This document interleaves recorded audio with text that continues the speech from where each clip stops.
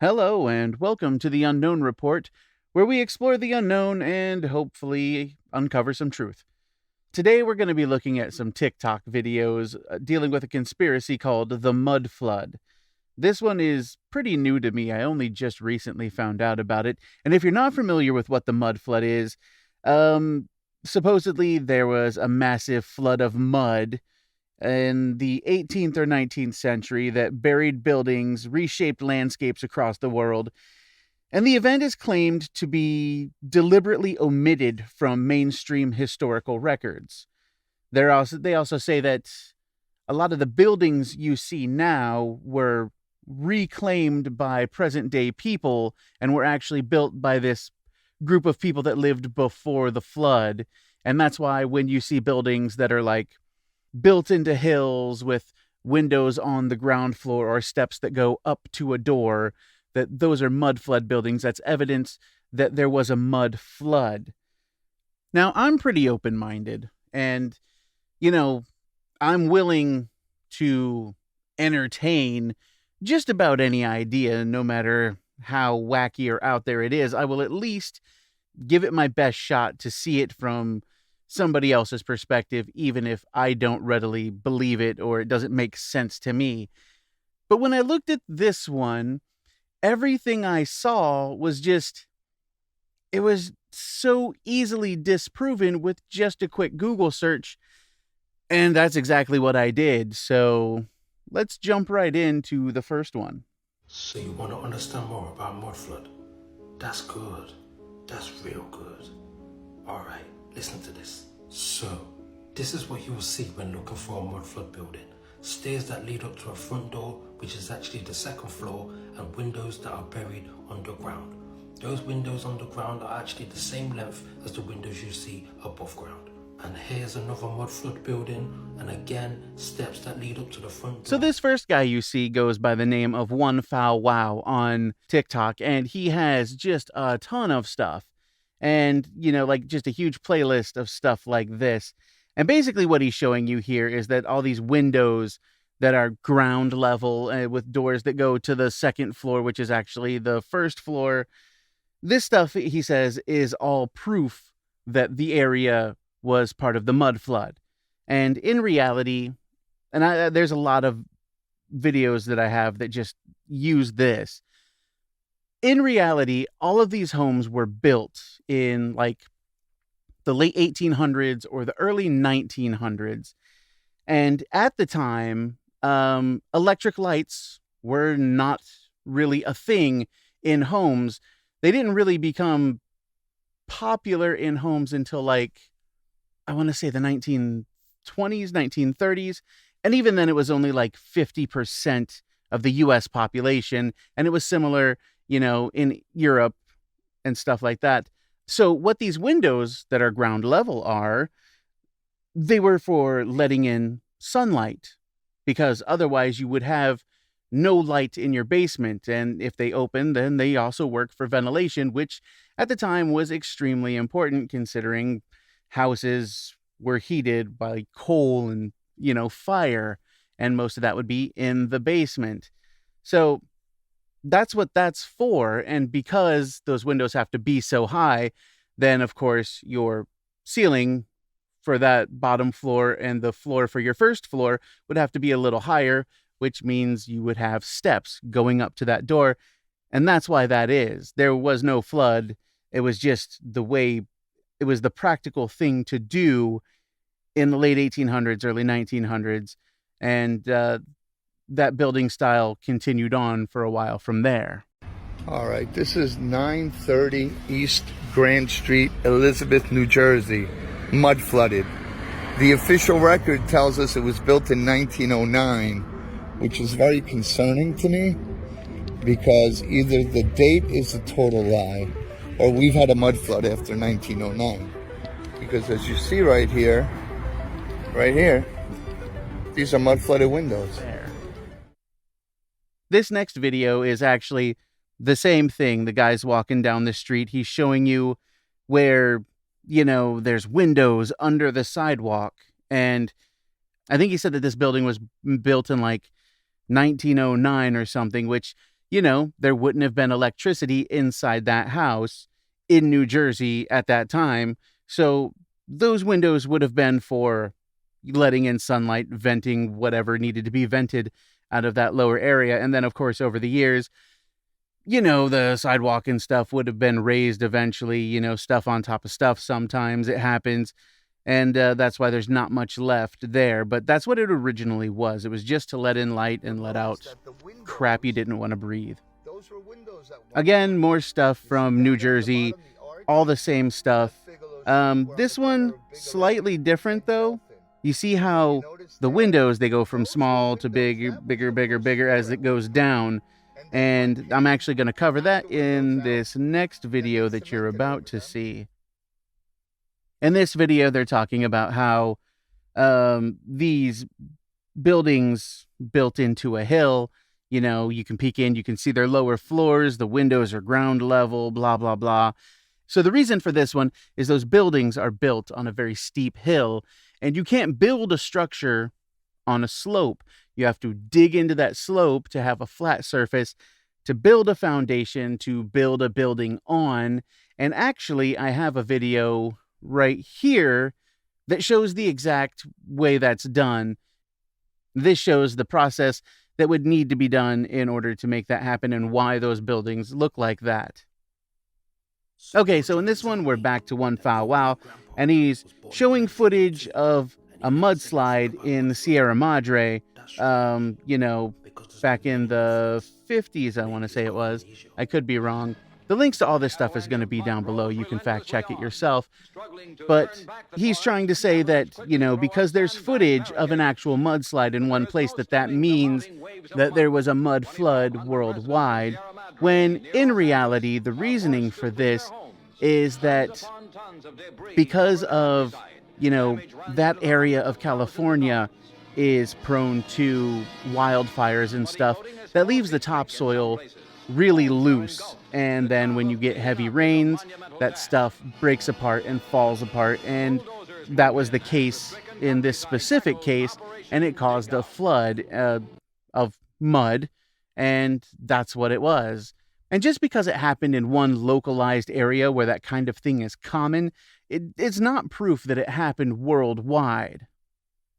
Okay, real quick, we've got one that just has a bunch of stuff. So we're going to kind of try to go rapid fire on this one. Okay, so this first one you see here, this is actually called Vetuvan Koil, and it's in Tamil Nadu in India.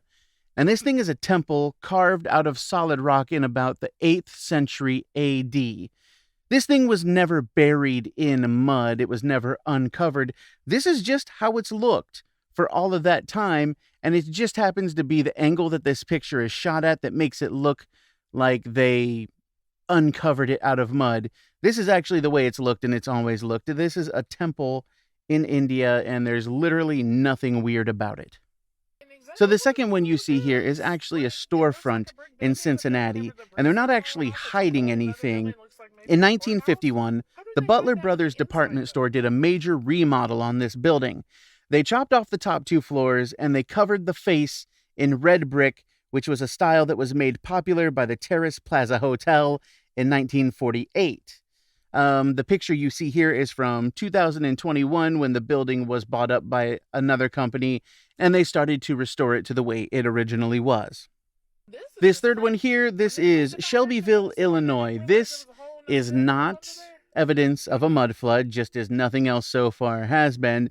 This is an old coal storage bin from when the buildings were still heated by coal fires. According to a local historian, this has been underneath the sidewalk in Shelbyville for more than 100 years. It's a relic of the past, but it is not proof of a mud flood. This one here is a monastery in Portugal. It was built in 1314. So because of the proximity of this convent to the local river, the area was subject to frequent floods, which led to them building a second story onto the monastery and abandoning the bottom floor almost permanently. The building was then completely abandoned in 1677 when a newer monastery was built further away where there was no flooding. So while this one was the victim of a flood, it was real flooding and not mud flooding. So this one here, a lot of people are calling it the White House. This is actually the Capitol building in Washington, D.C. And what you see here is the foundation of the Capitol building. That's what the foundation looks like. They were renovating the visitor center, and in order to do that, they had to dig out the foundation. They had to dig to like 2 feet below the foundation, if I remember correctly. And that's what you're seeing here. It looks like there's a whole building underneath, but that's literally what they had to do for a building that size. That is the foundation. You can't just slap a building on loose dirt and call it a day. You have to make sure the structure is secure, and that's what that's for. So what you're seeing here is the Ritz-Carlton in California, and people are saying that this looks like, an abandoned, recovered structure. The girl in the video says that erosion brought this back out and that it was hidden. Actually, this was the structure that was supporting a foundation for a planned hotel back in the 70s that never actually got built. They built the supports, they built the foundation, and then nothing ever happened. And eventually the foundation crumbled away and you have the supports left. But because they're right there on the ocean and in the rock and they look kind of gnarly, well, you can see how somebody's imagination could make it look like it was remnants of a recovered civilization. This one here, this is a Roman mosaic floor that they found under a vineyard in northern Italy. They're estimating that this is from somewhere around the 3rd century. They first actually found it back in 1922, but they didn't have the means to safely excavate it at the time. So they've been working at it for about 100 years, and they've finally been able to start, safely uncovering it. And they're actually working on ways to let people come and see it as a tourist attraction. And this actually happens a lot, especially with like old Roman cities and stuff like that. There are remains of actual entire towns where residents just built layer on top of layer on top of layer until the whole thing became like super deep. Like that's the way things used to be done. And then on top of that, you accumulate roughly an inch of dirt every 100 years. You've got a lot of dirt there that should be there, and it's not actually evidence of a mud flood covering up a Roman city. This is just the way things naturally happen. So this one here is actually a 800-year-old burial tomb from China. That's literally all it is. They discovered it. There's a bunch of really cool stuff inside. And like everything else, there's links down below to learn more about it, but it is actually really cool. It was just nothing more than a really old burial tomb from one of the old dynasties in China. Okay, and now we're back to this guy, and this one I see a lot, actually, and it really does look like there's a whole town that got dug out of the mud, and in this case, there really was.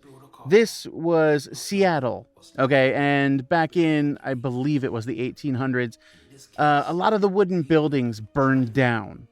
So the city rebuilt with, sturdier, stronger materials that were much heavier. And because Seattle is kind of, I don't know if you'd call it a marshland, but it's a wet, sloppy area, a lot of the heavier stuff began to sink. And the city took care of a lot of the buildings, but only the public buildings, the city buildings.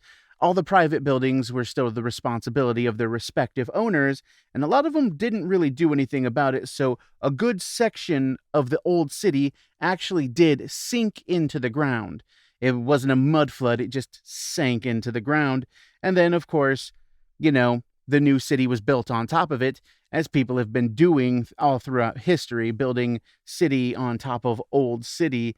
I don't know why, but it's what we do. So while this one really was covered in mud, it wasn't because of a mud flood. So that's all I got for this one. I just found it amazing that literally everything I found, everything that somebody put forth as evidence of this mud flood, literally within one night of Googling reverse image searches, stuff like that, just stuff anybody could do. I was able to find documented, logical, factual answers for all of it. I have the reasons, I have the facts. This was not a mud flood. There was no mud flood, at least not according to any of the evidence submitted this time around. Now, the mud flood theory goes way deep, and the crazy thing is that there doesn't seem to be any structure to the theory. Like, if you go to the mud flood subreddit, it's really just people throwing everything against the wall and then other people picking what they like and running with it.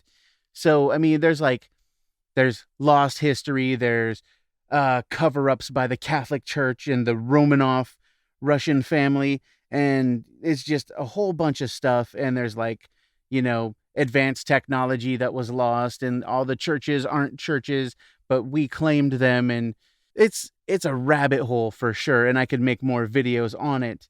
So if you'd like to see more videos about this topic, let me know. I'm going to cover a bunch of other topics. I'm not going to be debunking things all the time, but I am going to try to look at everything from a very logical standpoint. I'm going to keep an open mind, of course, because it's the fair thing to do, really. But yeah, I'm going to take a look at just everything I can find, and we're going to cover a bunch of topics going forward, and hopefully we're going to have a good time. We're going to explore the unknown and hopefully dig up some truth.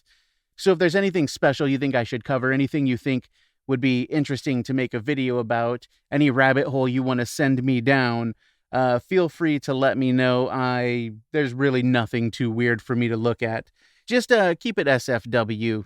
That's literally the only thing I ask. Other than that, the sky's the limit.